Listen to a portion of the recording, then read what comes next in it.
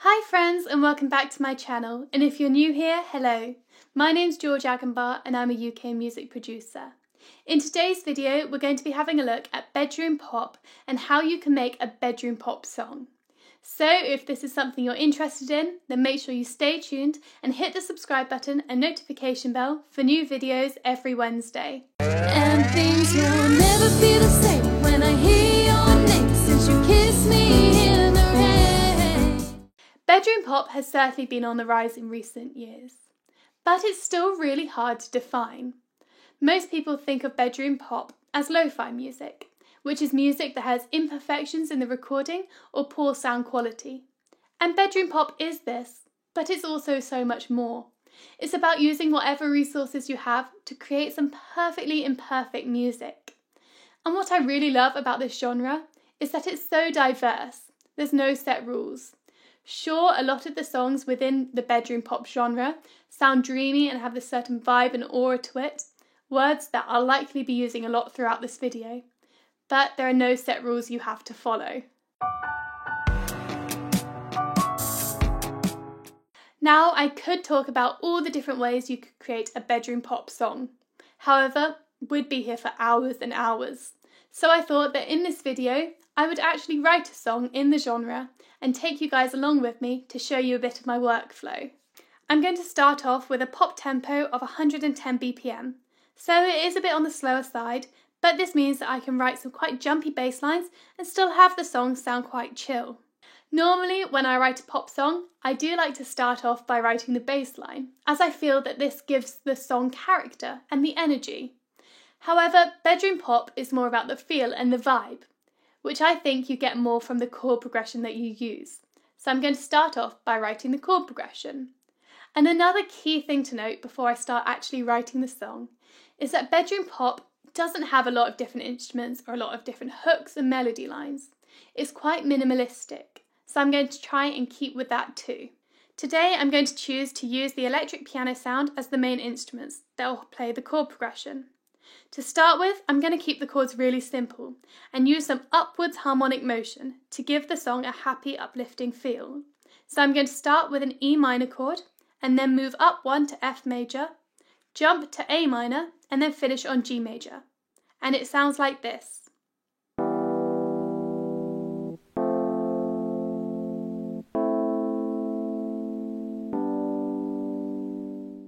So the progression could either be in A minor or C major. It's quite ambiguous, which actually really fits the vibe I'm going for in this song. Listening back to that chord progression, I want to make it more interesting. So I'm going to add in some seventh notes. Instead of E minor, I'm going to use E minor 7, and instead of F, I'm going to use F7. I'm going to keep the A minor as it is, so that the song doesn't sound too weird and too sustainy, and then I'm going to use a G major 7th chord instead of G, as I just think it sounds nice. So the progression has gone from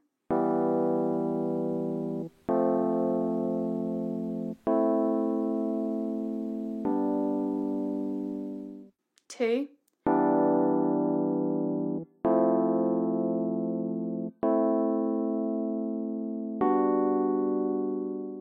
and personally, I think that sounds a lot more interesting and vibey than just the plain chords. Now that I've got the chord progression, I'm going to move on to making the beat. Now, in lots of pop songs, you have huge, complicated beats, but you don't find that as much in bedroom pop. So for this example, I'm only going to use the kick drum, the snare drum, and the hi-hats. With the kick and the snare, I'm going to play a fairly standard pop beat that's easy to follow. And then I'm going to put the hi-hat on 16th beats and leave it like that. So nothing too crazy. And this is how it sounds.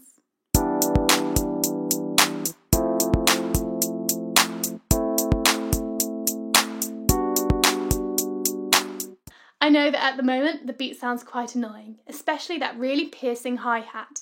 But all this will change when I begin to mix and EQ the tracks.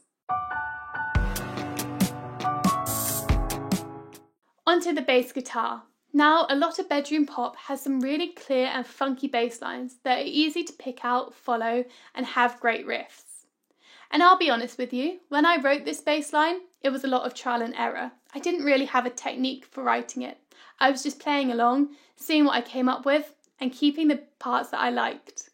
I knew almost instantly that I liked these 3 notes, and I wanted to repeat them as much as I could, so I used them as a transition between the rest of the bass line, and this is what I ended up with.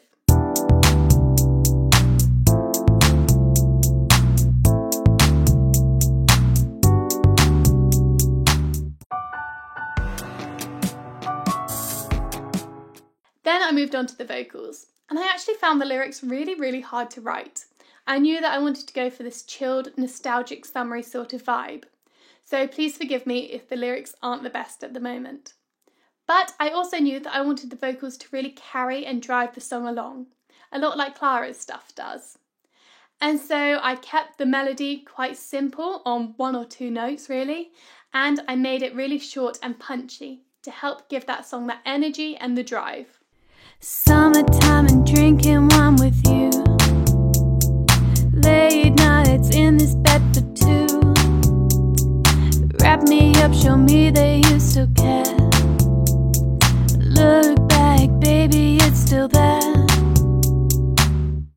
Now, seeing as I'm going all out bedroom pop, I thought it was only right that I added in some harmonies.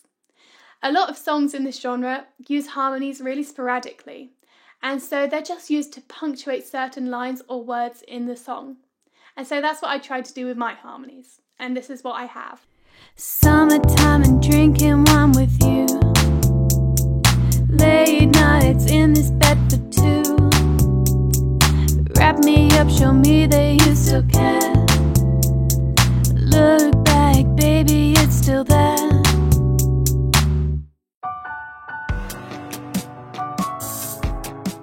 Now, I was going to leave the song there because I wanted to keep it minimalistic and leave lots of space in the music.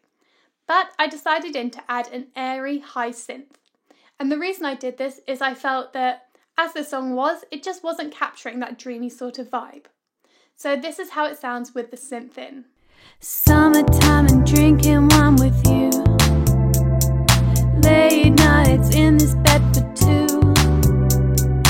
Wrap me up, show me that you still care. Look back, baby, it's still there.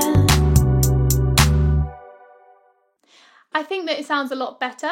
You know, the synth isn't completely necessary, but I do think it helps capture the feel and the aura of a bedroom pop song a little bit more. Then I began to look at EQing and mixing in the sounds. So I EQ'd the piano, the bass and my vocals as I normally would. Nothing too exciting was happening there. But I looked at the drums a bit differently. I really focused on the low and low to mid range, cutting out a lot more of the highs than I normally would opt to. So on the snare I did some really big dips in the high to high mid frequencies. And on the hi-hat I did a really harsh high cut and a big deep dip in the high frequencies. And this made the song go from almost sounding laid back to sounding super chill. I put a lot of reverb on also all the instruments, and I even played around and ended up putting a bit of chorus on the vocals because it helped me give that kind of low sound quality impression. Summertime and drinking wine with you.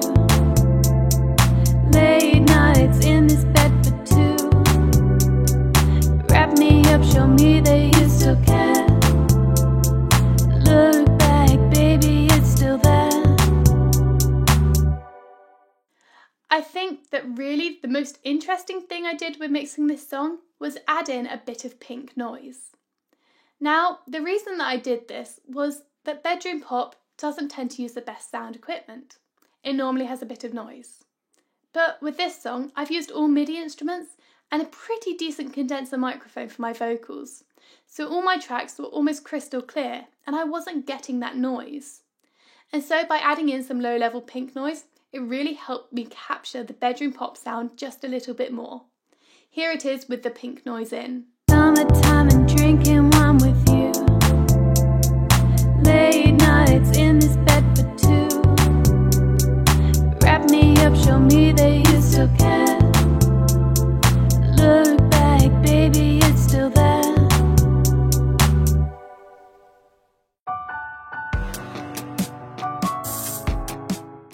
So that's how I would write a bedroom pop song. As I said, the genre is so diverse that this video definitely isn't a set of rules for you to follow or a set technique that you should use. It's just how I like to do it.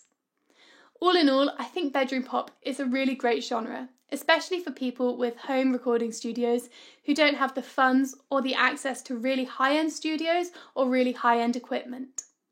Thank you so much for watching this video. I hope you found it useful and interesting.